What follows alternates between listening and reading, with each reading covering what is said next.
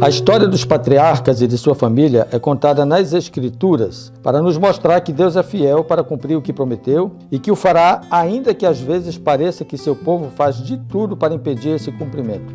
A mão de Deus e sua fidelidade às promessas da aliança são reveladas na história familiar de Jacó. Nesta semana, veremos Jacó voltando para casa, tendo que enfrentar Esaú, vítima de sua traição. Porém, Deus estava à sua espera no caminho.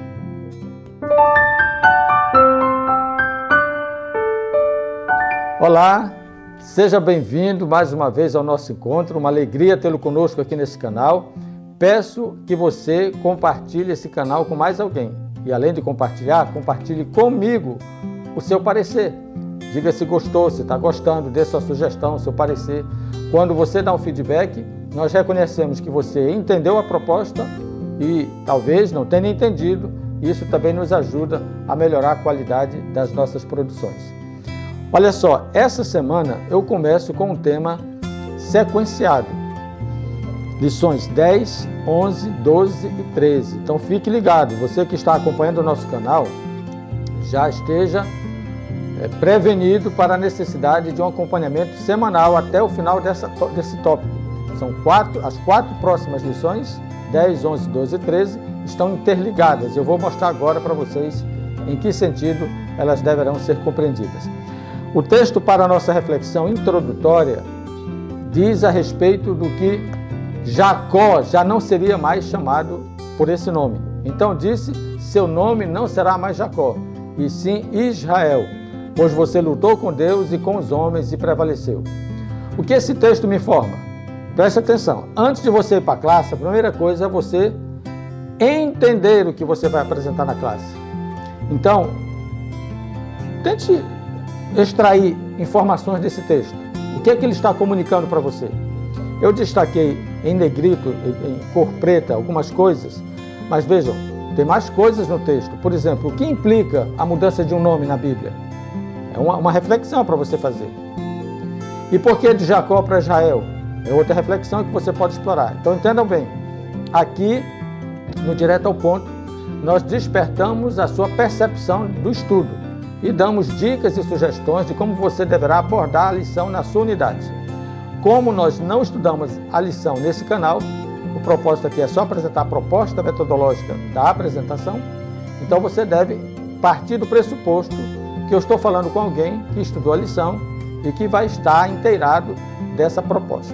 É verdade que eu posso estar falando também nesse canal para alguém que não é adventista, que não tem a lição da Escola Sabatina, então eu convido você a acessar classe da Escola Sabatina, lição da Escola Sabatina da Igreja Adventista pelos canais da internet, e você vai ver muitas opções de estudo da lição, boas opções de estudo da lição, inclusive no canal Telegram, no meu canal do Telegram, eu apresento várias opções de pessoas que estudam a lição e eu reforço essa proposta através da apresentação desses autores e deixo a minha proposta não no sentido de estudar a lição, mas de apresentá-la. O grande desafio, você sabe, não é conhecer sobre o assunto. E quando nós apresentamos nesse canal essa proposta, nós não estamos com a intenção de ensinar o assunto para você. Às vezes nós conhecemos o assunto e não temos a habilidade de apresentá-lo no tempo destinado para ele. E o Direto ao Ponto tem essa proposta, ok? Vamos avançar? Olha só, olha aí na tela. Como eu falei agora há pouco, é uma série de 4 lições. A lição 10, ela estuda o capítulo 32 a 36 de Gênesis. Fala de mudança de identidade, de derrotado a vencedor. A lição 11, capítulos 37 a 40, mudança de propriedade, de filho a escravo. Lição 12, capítulos 41 a 45, mudança de autoridade, de prisioneiro a príncipe. E a lição 13, capítulo 46 a 50, mudança de comunidade, do mal para o bem. Observe que, portanto, daqui para diante, a melhor proposta para a lição não é estudá-la, é você ler a Bíblia. Eu quero sugerir que você, antes de estudar a lição de cada dia, a partir de agora, da lição 10 até a lição 13, você leia sempre o capítulo daquele dia. Para cada dia tem um capítulo. Então você deve ler o capítulo, que eu entendo que vai dar a você a compreensão do contexto da narrativa, e quando você for para a lição da escola sabatina, você entenderá de fato o que ela está propondo, o que ela está dizendo. Vocês entenderam? Eu estou demorando um pouco na explicação dessa lição 10, para que eu não tenha que fazê-lo novamente nas próximas lições. Como eu acredito que você nos acompanha cada semana, fica aqui a nossa dica para você. Falaremos daqui para diante das lições 10, 11, 12 e 13, a partir dos capítulos da Bíblia. E usando a lição como um suporte, obviamente, de metodologia para a compreensão do que está narrado em cada capítulo. Mas tenha a Bíblia nas mãos, a partir de agora, da lição 10 até a lição 13, não fique pensando na quantidade de texto que você vai ler. Só se aprende lendo e só se conhece mergulhando no assunto. Então você precisa ler os capítulos de cada dia para entender essas mudanças de identidade, de propriedade, de autoridade e de ambiente, de comunidade. Serão 4 lições extraordinárias. Não falte, não se desconecte, mantenha-se ligado, sempre no direto ao ponto. Vamos lá. Existe uma frase que eu ouvi, eu não sei se essa frase, me permita dizer, eu não sei se essa frase pertence a ele, do ponto de vista original, mas que eu a ouvi a partir dele.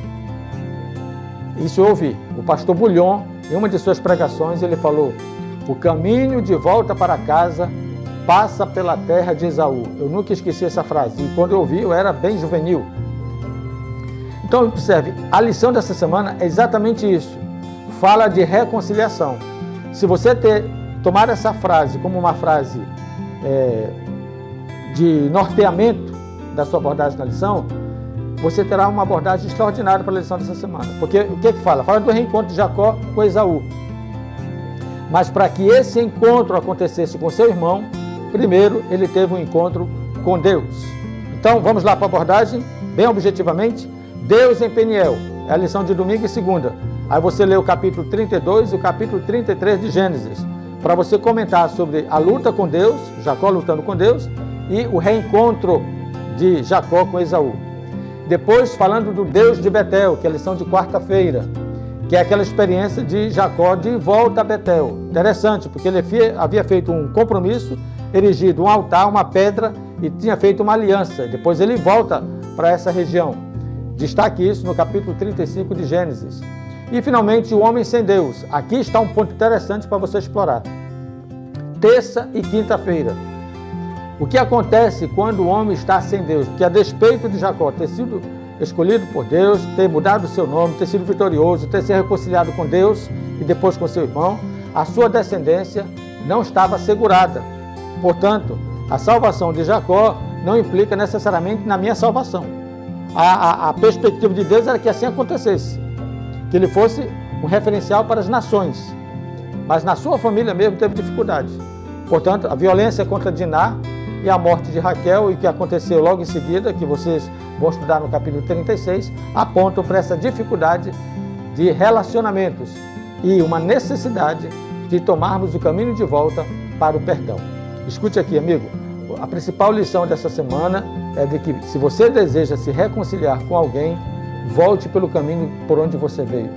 Às vezes a gente dá muita volta para se reconciliar com alguém. Nós precisamos ir assim, direto ao ponto. Você ofendeu alguém? Volte direto a ele, sem rodeios, vá direto ao ponto. Reconcilie-se com ele, porque o caminho de volta para casa, o caminho de volta para o perdão, passa pelo caminho da reconciliação. Pergunta final: quais são os ídolos da nossa cultura, da nossa civilização? Como podemos ter certeza de que não estamos adorando ninguém, nem nada além do Senhor? Veja que esse aspecto da adoração estava implícita na experiência de Jacó.